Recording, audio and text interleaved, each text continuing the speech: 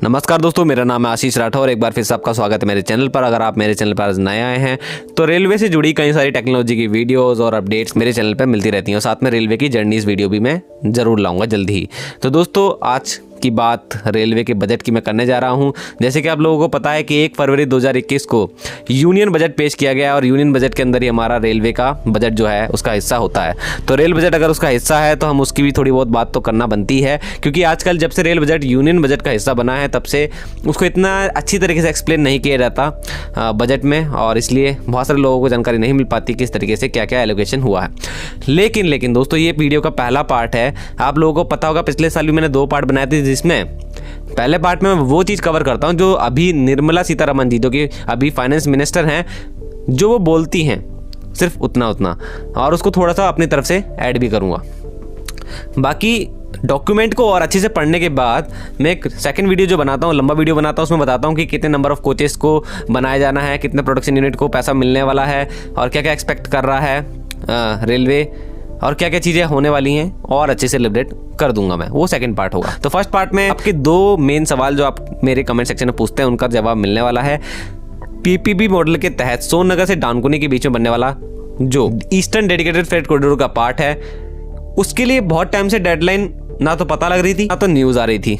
अभी मैंने रिसेंटली आपको एक वीडियो बनाकर दिया था कि 2800 किलोमीटर को बनाया जाना है जून 2022 तक। तो उसमें मैंने पीपीपी मॉडल वाला ये हिस्सा नहीं इंक्लूड करा था, क्योंकि रेलवे ने खुद ही ये बताया था कि इसको आगे देखा जाएगा। तो अब इसमें निर्मला सीतारमण जी ने टिप्पणी करी है, और साथ में इलेक्ट्रिफिकेशन जो है, जो 100% इलेक्ट्रिफिकेशन है, उसकी डेडलाइन क्या है वो पता लग गया है। तो वीडियो में आगे बने रहिए।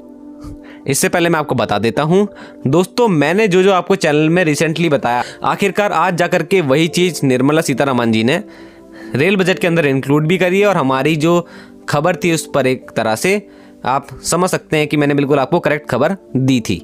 मैंने आपको बताया था रिसेंटली कि जो हमारा 2022 है उसके जून महीने तक हमारा 2800 किलोमीटर का वो डीएफसी तैयार होने वाला है, ईस्टर्न और वेस्टर्न का दोनों को मिला के, जो डीएफसी गवर्नमेंट और वर्ल्ड बैंक जायका द्वारा फंडेड है, जिसकी हम बात कर रहे हैं। और सोननगर वाले की बात आगे आपको बता ही दूंगा।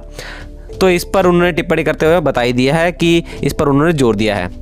साथ में नेशनल रेल प्लान जो कि NRP 2030 लॉन्च हुआ है, उसका खाका तैयार कर लिया गया है। उसको मैंने एक्सप्लेन अभी नहीं किया है दोस्तों, लेकिन इससे पहले 2024 का जो विजन है, जो कि प्लान 2030 के जो खाका तैयार किया गया है उसका बेस है, उसको मैं एक्सप्लेन कर चुका हूँ। वो आप देख सकते हैं, डिस्क्रिप्शन में लिंक है। और यहाँ पर भी हमारी जो खबर है उस पर एक तरह से मोहर लग गई कि किस तरीके से रेलवे ने ये सब चीज़ें पिछले दिनों तैयार कर ली हैं। अब जीरो बेस टाइम टेबल और रह गया, बाकी उसका अभी यहाँ पर बताया नहीं गया, क्योंकि अभी फाइनेंस मिनिस्टर बोल रही थी। रेल मंत्री जी आगे जाकर के कब बताएंगे उसके बारे में, वो तो देखने वाली बात है, लेकिन उस पर काम चल रहा है, इतना तो मुझे मालूम है। तो दोस्तों, सबसे पहले डीएफसी की बात करते हैं। डीएफसी की जो भी उन्होंने बातें कही हैं, सबसे पहले सोननगर डानकुनी सेक्शन जो बात है, उसमें उन्होंने बात कही है कि सोननगर से GMO गोमोह तक हमारा वो है 263 किलोमीटर। उस रूट का जो पीपीपी मॉडल का अभी जो उसकी रिपोर्ट है वो गवर्नमेंट तक तो पहुंच ही चुकी है, और साथ में बहुत जल्दी इस पर कुछ काम होने वाला है इसी ईयर में, ऐसा उन्होंने अपने मुंह से ही कहा है। और फिर गोमोह से डानकुनी तक का 274.3 274.3 किलोमीटर का जो रूट होने वाला है, तो उसके लिए भी पीपीपी मॉडल का जो बहुत जल्द काम शुरू होने जा रहा है। तो अब पश्चिम बंगाल के जो लोग कमेंट सेक्शन में कमेंट करते थे कि यहाँ पर ध्यान नहीं दिया जा रहा, तो इसको भी ऐड कर लिया गया है। तो ये वाला डीएफसी भी अब बहुत जल्दी कंप्लीट हो सकता है आगे आने वाले 2-3 सालों में। बाकी आपको 2800 किलोमीटर की तो डेडलाइन पता ही है, जून 2022। अब मैं आपको बताता हूं दोस्तों, डीएफसी के लिए उन्होंने एक बहुत ही बड़ी मेन बात कही है। डेडिकेटेड फ्रेट कॉरिडोर एक तरह से रेलवे का बड़ा इन्वेस्टमेंट है। रेलवे इसमें इन्वेस्टमेंट कर रहा है, तो रेलवे को बहुत तगड़ा पैसा भी यहाँ से कमाने को मिलने वाला है आने वाले टाइम में। इसी के लिए उसको रोलिंग स्टॉक तैयार करने हैं। तो नए नए जो हमारे फ्रेट ट्रेन्स हैं उनको तैयार करा जा रहा है, उनके कोचेस की लोडिंग कैपेसिटी बढ़ा दी गई है, और हमारे वैक 12 जैसे लोकोमोटिव जो है वो बनवा दिए गए हैं। तो जहाँ पर भी आपका कोई ऑपरेशन फेल होता है तो वहाँ पे WDG 6G और 4G जैसे लोकोमोटिव भी काम आ सकेंगे। तो ये सारे काम हो गए। अब क्या है कि जैसे कि आप लोगों को मैं पहले से बताता आया हूँ कि कुछ निजी फ्रेट ट्रेन्स तो बहुत पहले से ही चलती रही हैं, जैसे कि कुछ ऑटो सेक्टर की कंपनीज भी अपनी कारों को ले जाने के लिए यूज़ करती रही हैं निजी मालगाड़ियाँ। तो उसी तरीके से रेलवे में अब उन्होंने कहा है कि जो डेडिकेटेड फ्रेट कॉरिडोर है वहाँ पर अब अट्रैक्ट किया जाएगा प्राइवेट प्लेयर्स को भी कि वो आएँ अपना माल ढोने के लिए गाड़ी का यूज़ करें। अब ऐसा लग रहा है कि शायद से लीज पर भी दी जा सकती हैं कुछ मालगाड़ियाँ कुछ बड़ी बड़ी कंपनीज़ को, चाहे फिर वो PSU भी हो सकती हैं। इस लाइन को उन्होंने कहते हुए कुछ इस तरीके से बोला, railway will monetise dedicated freight corridors assets for operation and maintenance after commissioning. Start होने के बाद जो DFC के कुछ असेट्स होंगे उनको मोनेटाइज किया जाएगा ताकि उनकी अच्छी सी मेंटेनेंस के साथ में उससे अच्छा मुनाफा कमाने में मदद मिल सके रेलवे को भी, और साथ में सामने वाली जो पार्टी होगी उसका भी बहुत अच्छा मुनाफा हो जाए, उसका काम जल्दी हो जाए और कम माल भाड़े में हो जाए दूसरे रोड वाले जो आपके ट्रक्स का जो ऑप्शन है उसके कंपैरिजन में। तो दोस्तों अब DFC की बात हो गई।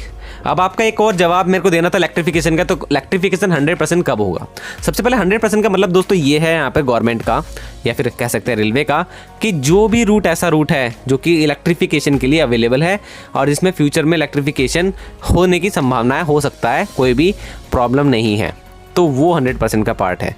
तो उसमें से उन्होंने कहा है कि अक्टूबर 2020 से लेके दिसंबर मतलब कि एंड 2021 का जो होगा तब तक वो पूरा करने जा रहे हैं इलेक्ट्रिफिकेशन का 72%। अभी कैसे होगा देखिए, अभी अक्टूबर 2020 से उन्होंने अनुमान लगाया है कि उस वक्त के 41,548 रूट किलोमीटर मतलब 41,548 रूट किलोमीटर से लेकर के अब वो उसको इंक्रीज़ करने वाले हैं at the end of 2021 46,000 route kilometre 46,000 route kilometre हो जाएगा 2021 के एंड तक।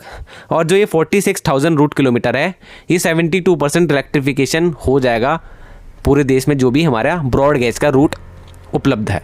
तो सभी BG रूट का 72% 2021 के एंड तक कंप्लीट हो जाएगा। अब 100% कब होगा? तो उन्होंने इसकी भी बात भी कही है कि 2023 के एंड मतलब दिसंबर 2023 तक हमारा BG रूट जो हमारा ब्रॉड गेज है पूरे भारत में फैला हुआ है 100% रेक्टिफाइड हो जाएगा। तो आज आपको ये चीज़ मैंने क्लियर कर दी है, बाकी और खबर में आपको देता रहूँगा मैं इसमें से जो भी आएगी। अगली बात मैंने एक और कही, जैसे केवड़िया स्टेशन अभी खुला है, तो इस तरीके की जो डेस्टिनेशन है जहाँ पर एमिनिटीज़ बहुत ही ज़्यादा अच्छी हैं, खूबसूरत हैं, देखने लायक है रूट, जैसे कि आपका कोंकण रेलवे है। तो इस तरीके की जो रूट है इंडियन रेलवेज़ में उसकी ब्यूटी को दिखाने के लिए, अनुभव कराने के लिए अब रेलवे ने इंट्रोड्यूस करे थे कुछ टाइम पहले विस्टाडोम कोच। अब विस्टाडोम कोच की एक नई रेक आई, जैसे कि आपको अभी केवड़िया के लिए जो जनशताब्दी चली उसमें आपको दिखे होंगे नए विस्टाडोम कोच। तो नए विस्टाडोम कोच जो भी लॉन्च हुए थे उनका बनाने का भी जो मकसद है गवर्नमेंट का वो यही है कि इस तरीके के कोच अब हर जगह पे अप्लाई होंगे, वो हर जगह जो सुंदर हो देखने में। तो मतलब एक टूरिस्ट डेस्टिनेशन में आपको ये देखने को मिल सकते हैं विस्टाडोम कोच।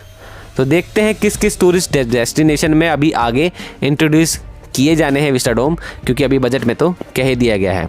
तो इस तरीके के LHB विस्टाडोम कोच बनाए जाएंगे इस बजट के द्वारा। कितना पैसा मिलेगा वो सेकंड पार्ट में देखते हैं। अगली बात उन्होंने एक कही कि हाई डेंसिटी वाले रूट हैं जैसे कि दिल्ली हावड़ा रूट, ये मैं अपनी तरफ से ऐड कर रहा हूँ। तो इस तरीके के रूट में दोस्तों जो कॉलिजन होता है उनको बिल्कुल मिनिमाइज़ करने के लिए रेलवे ने कई सारे सेफ्टी डिवाइस यूज़ करें। फोक सेफ्टी डिवाइस हो गया, त्रिनेत्र हो गया, कई तरह के डिवाइस डेवलप इंडियन रेलवे ने पिछले कई वर्षों में करे हैं। तो दोस्तों अब निर्मला सीतारमण जी का कहना है कि वो एक automatic train protection system develop करेंगे। अब मुझे ये नहीं पता कि नया होगा कि पुराने वाला ही होगा, पुराने वाले में कौन कौन से डिवाइस यूज़ करे जाएंगे। उस जगह पर जहाँ पर डेंसिटी ज़्यादा हो, ट्रेन की फ्रिक्वेंसी बहुत ज़्यादा हो, वहाँ पे कॉलिजन को रोकने के लिए एंटी कॉलिजन एक सिस्टम डेवलप किया जाएगा। अब वो R&D के तहत डेवलप किया जाएगा या फिर पहले से डेवलप हो गया है, ये बात मुझे क्लियर नहीं है, लेकिन ऑटोमेटिक ट्रेन प्रोटेक्शन सिस्टम उसको नाम दिया है फाइनेंस मिनिस्टर ने। तो चलिए दोस्तों, अब ये तो मेन उन्होंने बातें कही थी। अब मैं आपको बता देता हूँ कितना पैसा दिया जा रहा है। ये पैसा मुझे लग रहा है कि पहले से कम है, बाकी इसका एनालिसिस अगले पार्ट में करूँगा। अब बता देता हूँ 1.10 लाख करोड़ रुपीस, और अच्छे से बताऊँ तो 1,10,055 करोड़ रुपीस दिए जा रहे हैं इस बार रेलवे को, जिसमें से हमारा जो कैपिटल एक्सपेंडिचर है, पूंजीगत व्यय, तो वो आ रहा है दोस्तों 1.071 लाख करोड़ रुपए। लगभग आप मान सकते हैं कि 1,07,100 करोड़ रुपए। ठीक है दोस्तों, तो इस तरीके से यहाँ पर आपका ये व्यय होने वाला है। अच्छा लग रहा है देख करके कि जो हमारा कैपिटल एक्सपेंडिचर है वो भी ज़्यादा ही है, तो हम मैक्सिमम यूज़ कर पा रहे हैं जितना पैसा मिल रहा है। उन्होंने एक चीज़ बड़ी अच्छी से एक्सप्लेन करी दोस्तों, मेट्रो की। 702 kilometre of metro rail already operational है बताया उन्होंने देश में, और 1016 किलोमीटर का मेट्रो और प्लस RRTS जो कि आप जानते हैं सिस्टम जो है वो अंडर कंस्ट्रक्शन है 27 सिटीज़ में देश की। तो उन्होंने इसमें मेट्रो और RRTS दोनों का मिक्स करके 1016 किलोमीटर बता दिया। तो मतलब अगर ये डेवलप हो जाते हैं तो 1700 किलोमीटर तक का हमारे यहाँ देश में मेट्रो और RRTS का नेटवर्क हो सकता है, अच्छी बात है। उसके बाद उन्होंने कहा कि metro light and metro new will be introduced in Tier 2 cities and operational areas of Tier 1 cities. जहाँ पर पहले से है वहाँ पर एक्सपेंशन होगा, और जहाँ पर है ही नहीं Tier 2 सिटीज़ वहाँ पर आएंगी अब मेट्रो न्यू और मेट्रो लाइट जैसी सर्विसेज। तो दोस्तों ये चीज़ जो है इसे तो थोड़ा और पढ़ना पड़ेगा मेरे को, क्योंकि एक्सप्लेन अच्छे से कर पाऊँगा जब मैं इसको अच्छे से पढ़ पाऊँगा। तो ये सेकंड पार्ट में हम डिस्कस करेंगे। बाकी आगे उन्होंने बहुत ही अच्छा एलोकेशन किया है कुछ सिटीज़ के मेट्रो नेटवर्क को एक्सपेंड करके। सामने बात आई सबसे पहले उन्होंने कहा चेन्नई मेट्रो का जो फेज़ 2 है, मतलब इसको एक्सपेंड किया जा रहा है फेज़ 2 के द्वारा, इसको 63,000 करोड़ रुपए दिया जा रहा है। बेंगलोर मेट्रो में भी एक्सपेंशन हो रहा है और इसका फेज़ 2 चालू होने वाला है, और उसके लिए उन्होंने 14,788 करोड़ रुपए दिए हैं।